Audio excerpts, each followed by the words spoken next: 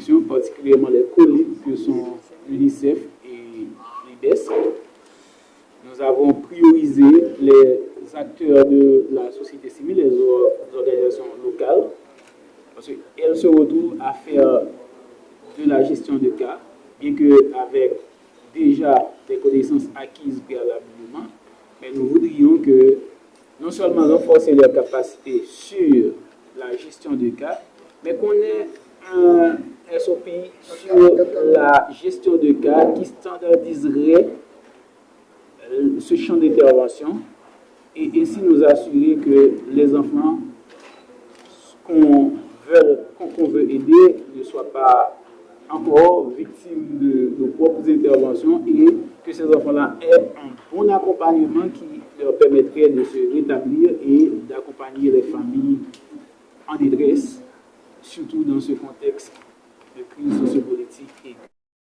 C'est difficile d'énumérer l'ensemble des acteurs parce que je pense qu'il y a environ 25 acteurs présents ici, parmi lesquels il y a environ 15 ONG locales, ou bien organisations locales. Je peux juste citer Zami Timoun, CRIFA, OCSED. Après ça, il y a les ONG sœurs, telles que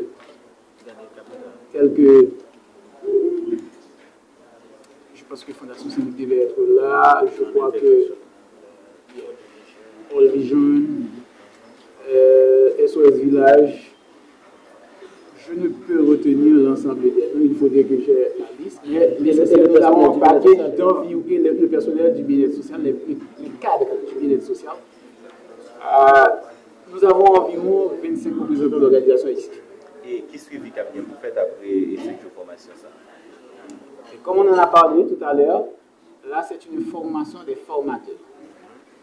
Donc l'ensemble des organisations formées ici auront la lourde tâche, particulièrement les cadres de l'IBES, et toujours avec le support de l'UNICEF et de CEF, auront à dupliquer cette session de formation dans les différents départements du pays pour les acteurs qui n'ont pas pu venir, ou du moins qu'on n'a pas pu inviter dans cet atelier de formation. Mais nous pouvons aider de nos formateurs comme ça, c'est une formation ça? Et bien sûr, nous prévoyons environ 20, alors nous devons former environ 25 formateurs, incluant les organisations locales. Nous aurons toute cette semaine à voir, j'espère que nous arrivons jusque-là, et sur une introduction à la protection de l'enfant en situation d'urgence. On aura à voir également le PSEA, c'est un programme contre la violation sexuelle des enfants, le représentant est là. La sauvegarde de l'enfant, pour les qui partagent des données en se basant sur les 5 W, et la gestion du cas en tant que tel, définition, les principes fondamentaux. Et nous aurons à revoir certains outils qui ont déjà été élaborés. Peut-être qu'on aura élaboré de nouvelles, et de nouvelles outils.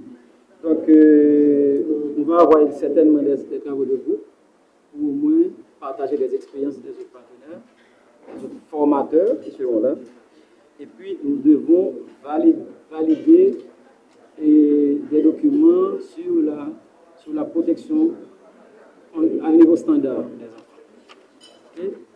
Ensuite, on aura à voir le développement de l'enfant, les différents stades de développement et l'impact des événements critiques, ces événements qu'on est en train d'assister là.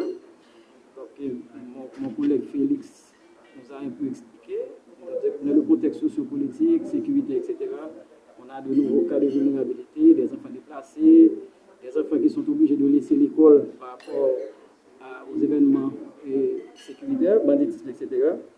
Donc, on aura à voir également les facteurs de risque de protection, et la pyramide d'intervention psychosociale et tout un programme de protection sociale, et puis on aura une évaluation de la formation. Et puis, on va déployer les formateurs comme M. Payen, Félix Payen a dit. On aura à faire ça, mais ce n'est pas un regroupement des départements. On aura le Grand Nord et le Grand Sud. Parce qu'en termes de logistique et de temps, ça va nous aider à aller plus vite pour former les formateurs. c'est la première étape. C'est au cas par cas. On verra ensuite qu'est-ce qu'il faut pour un enfant, qu'est-ce qu'il faudra pour un autre enfant. C'est un peu comme ça, mais nous sommes au courant, on travaille avec Zamitimoun. Ce n'est pas seulement à Port-au-Prince, on travaille avec Zamitimoun, dans les autres départements et aussi au niveau des points frontaliers. Il y a beaucoup d'enfants qui sont retournés dans la République dominicaine. On fait l'évaluation psychosociale, parallèlement on fait la recherche familiale et on fait le retour dans les familles. C'est un peu ça, mais il faudrait d'abord cette évaluation pour savoir quelle réponse à apporter à un enfant dans telle situation. On est en train de faire une formation sur la gestion des cas. Les cas, ce sont les problèmes de protection. Donc, parmi ce que vous venez de souligner là-bas, les enfants qui sont en situation de rue, qui n'ont pas un quelconque appui, effectivement, nous avons, il y a une procédure à suivre pour la prise en charge de pareils cas. Et mon collègue Payen, quand il a présenté l'essentiel, il a parlé des SOP. Les SOP, ce sont des